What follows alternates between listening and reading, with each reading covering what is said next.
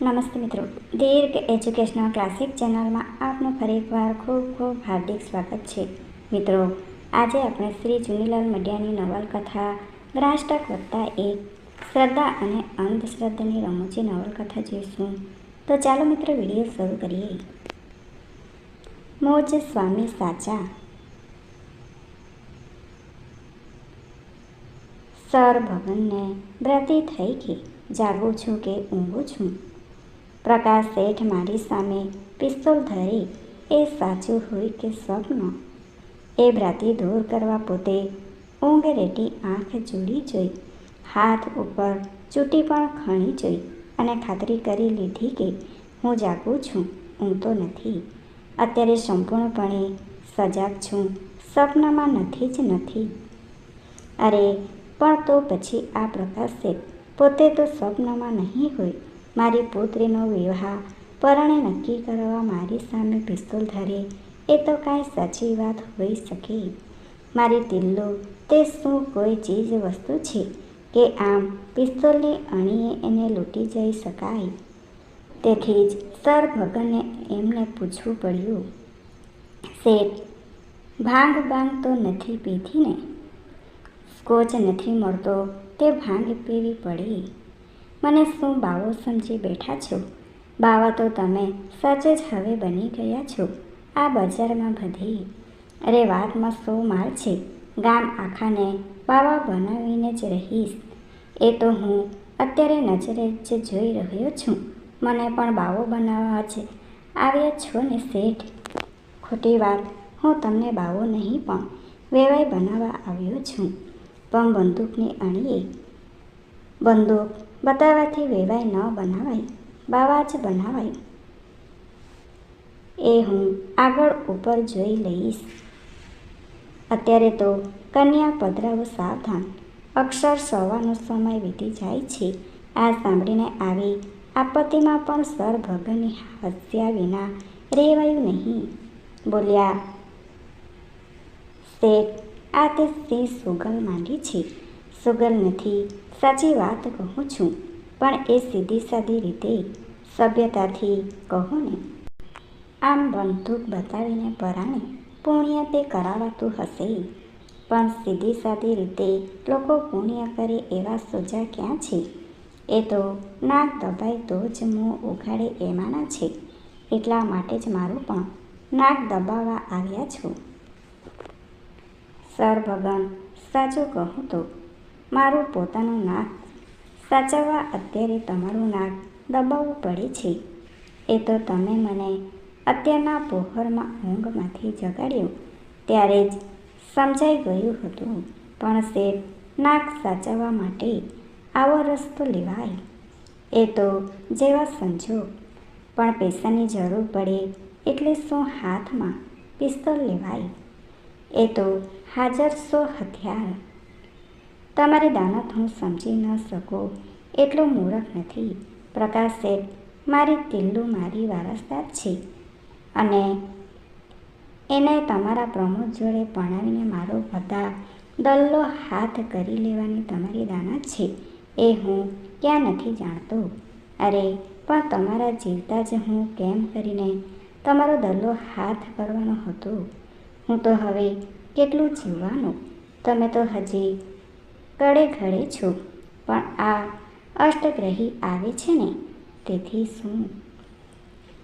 એમાં કદાચ હું બોલતા બોલતા સર ભગનનો અવાજ ધ્રુજી ગયો.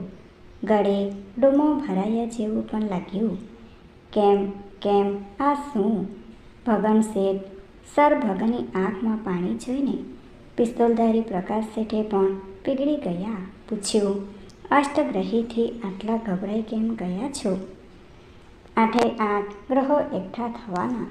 અરે ભલે ને 8 ને બદલે 9 એકઠા થાય, પણ યુતિમાં મને મારા દેહનો ભરોસો નથી.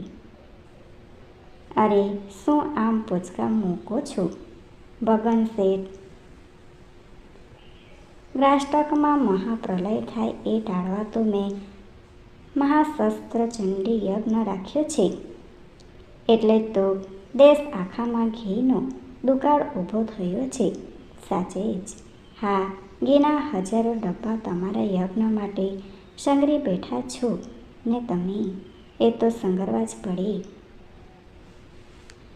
પણ એથી બજારમાં ક્યાંય ઘીનો છાંટો નથી મળતો. બનાવટી વેજીટેબલ પણ કાળા બજારમાં ચાલી ગયું છે. એ કાળા ધોળા કરનારાઓનો અષ્ટગ્રહીને દહાડે ઘણો લાડવો થઈ જવાનો છે. મારા જન્મસ્થાનમાં પણ નીચના ગ્રહો છે એટલે મારી ઉપર આપત્તિ છે. એટલે જ 4મી ફેબ્રુઆરી હું કદાચ ઉકલી જાઉં તો મારો બધો વારસો તો તિલ્લુને જ મળે ને. અરે એમ વારસો મેળવવો એ કાંઈ બચ્ચાના ખેલ છે. હું જાણું છું કે તમે બેરિસ્ટર ભૂચાજી કનેથી બધી બાતમી મેળવી લીધી છે. મેં મારી મિલકતની શી વ્યવસ્થા કરી છે એ તમે મારા સોલિસિટર પાસેથી જાણી લીધું છે. અને એટલે જ અત્યારે તમે પ્રમોદના ઘડિયા લગ્ન કરાવીને આ બધી મિલકત પચાવી પાડવાના વેનમાં જ છો. તમે મારી બદનક્ષી કરો છો. હું તમારી ઉપર કેસ માંડીશ. સર બગનને તો વાહનના પહોરમાં સુડી વચ્ચે સોપારી જેવી સ્થિતિ થઈ પડી. આમાંથી હવે શી રીતે માર્ગ કાઢવો એ વિચારવા એમણે સૂચન કર્યું. શેઠ, તમે અત્યારે ઉશ્કેરાટમાં છો. જરા ચા પાણી પીને શાંત થાઓ. હું અત્યારે તમારી ચા પીવા નથી આવ્યો, ગોળ ખાવા આવ્યો છું. પ્રમોદના વિવાહ કરીને ગળ્યું મોઢું કરાવો. એ થશે. ઘીના ઠામમાં ઘી પડી રહેશે. જરા શાંતિ રાખશો તો બધાએ સારાવાના થશે. સર ભગને માંડ કરીને અતિથિઓને દીવાનખાનામાં બેસાડ્યા. તેઓ જોઈ શક્યા કે પ્રકાશ શેઠ અત્યારે અસ્વસ્થ અને ઉશ્કેરાયેલા હતા. છેલ્લે એમણે શેરસટ્ટામાં જબરી ખોટ ખાધી ત્યારથી તેઓ આ જ ઉશ્કેરાટ અનુભવતા હતા. તેથી જ સટ્ટામાં નુકસાની જતા હારીઓ જુગારી બમણું રમે એને બદલે તેઓ બમણાને બદલે 4 ગણું રમી નાખતા હતા. બજાર ભાવ તૂટતા હોવા છતાં તેઓ મોટી વેચવાલી કરી નાખતા અને તેજી હોય ત્યારે લેવાલી કરતા. એ હારિયા જુગારી ઉશ્કેરાઈને બમણું નહીં પણ ખોટું રમી નાખતો હતો. એ આંધળું ક્રિયા કરવામાં જ એમણે આવી ભયંકર આર્થિક હોનારત નોતરી હતી.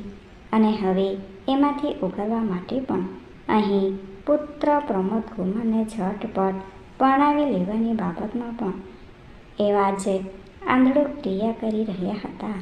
એમની સક્ષમ હવે એક જ તરણોપાય હતો, સર ભગનનો દલ્લો હાથ કરી લેવાનો. અને એ માટે એક જ ઉપાય હતો સર ભગનની વારસદાર તિલ્લુને પ્રમોદકુમાર વેરે પરણાવી દેવાનો. તેથી જ પ્રકાશ શેઠના આ છેલ્લા જુગારના દાવમાંથી છટકવા સર ભગને છેલ્લો ઉપાય અજમાવ્યો. પણ તિલ્લુને તો પૂછવા દો. એને પૂછવાની જરૂર જ નથી. પહેલી જ વાર પ્રકાશ શેઠના કહ્યા કરા પુત્ર પ્રમોદરાય ઉચર્યા. અરે, મારી પુત્રીને પૂછ્યા વિના શું એને પરણાવી દઉં? પણ એ મારા પ્રેમમાં છે. એટલે તો એને ખાસ પૂછવું પડે કે તું પ્રેમમાં રહેવા માંગે છે કે પછી પરણી જ નાખવા માંગે છે. પણ મને તો એને તિલણાને તાલે પરણવાનો કોલ દઈ દીધો છે. હું ખુશીથી પરણાવી દઈશ. પણ એકવાર મારે એના વિચારો તો જાણવા જ જોઈએ ને. ભલે જાણી લો. જાઓ. પ્રકાશ શેઠે લશ્કરી છટ્ટાથી હુકમ કરી દીધો. સર ભગને ઊભા થવા કર્યું ત્યારે એમણે જોયું કે બારણા નજીકથી કોઈક ઝડપભેર દોડી જતું હતું. એ પડછાયો જ એમને જોવા મળ્યો. પણ એથી તો એમને વધારે વહેમ આવ્યો. એમણે તુરત લેડી જગરને જગાડ્યા અને અત્યારના પહોરમાં આવી પડેલી આફત વિશે વાત કરી. ઝડપી મસલત પછી બેઉએ નક્કી કરી નાખ્યું કે પ્રકાશ શેઠના ફાસલામાં આપણે ફસાવું નહીં.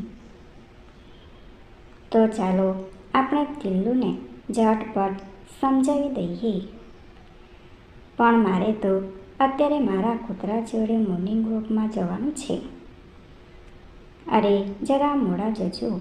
આપણી ઉપર આવી આફત આવી છે ત્યારે તમને કૂતરા કેમ યાદ આવે છે?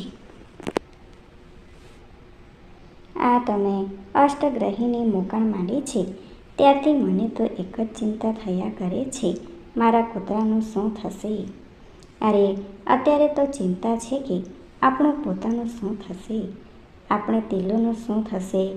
અષ્ટગ્રહી પહેલાં જ આ લોકો તો આવીને બેઠા છે તિલ્લુને લઈ જવા. એમની મજાલ છે પારકી છોકરીને પરણે ઉઠવી જાય. આમ પિસ્તોલ બતાવીને તે કોઈ પરણવા આવતું હશે. એ તો હવે તિલ્લુને તમે ઝટપટ સમજાવો તો જ કામ થાય. તિલ્લુ ચોખ્ખું કહી જ દે કે હું પ્રમોદ કુમાર જોડે નહીં પરણું તો જ આ પ્રકાશ શેઠની બલા ટળે. ચાલો સમજાવીએ. હું મોર્નિંગ વોકમાં જરા મોડી જઈશ. પતિ પત્ની બેઉ તિલ્લુના ઓરડા તરફ જતા હતા ત્યાં સામેથી સેવંતીલાલ મળ્યા. એમણે વફાદાર મહેતાજીની અદથી ઊભા રહી જઈને સમાચાર આપ્યા.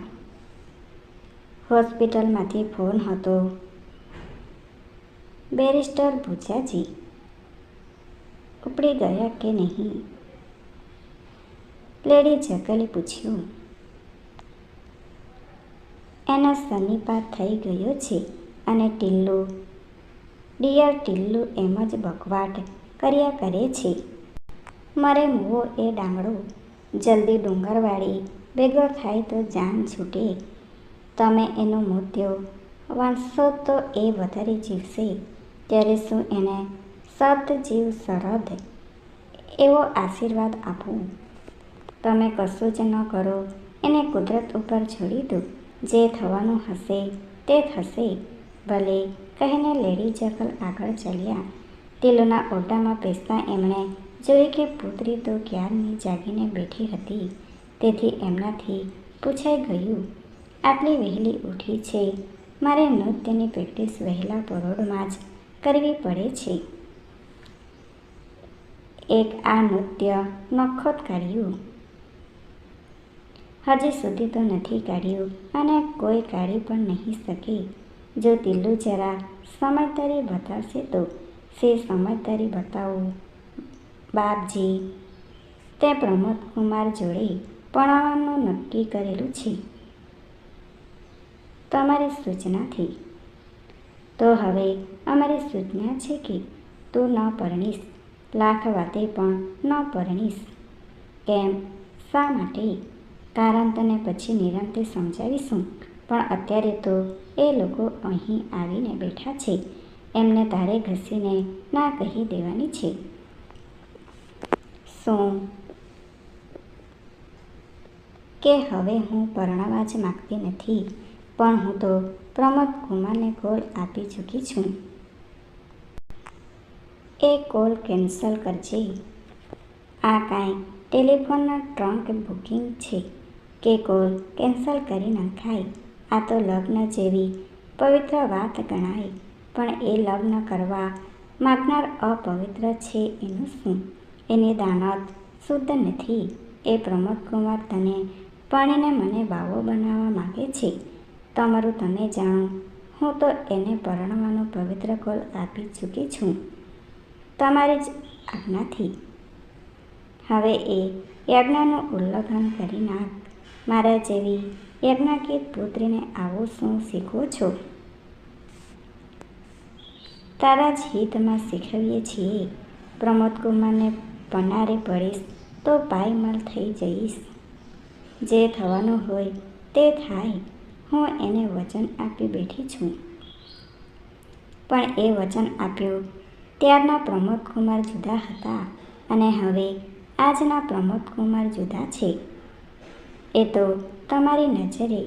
મારી નજરે તો મને એક જ પ્રમોદ કુમાર દેખાય છે. ગાંડી છોકરી.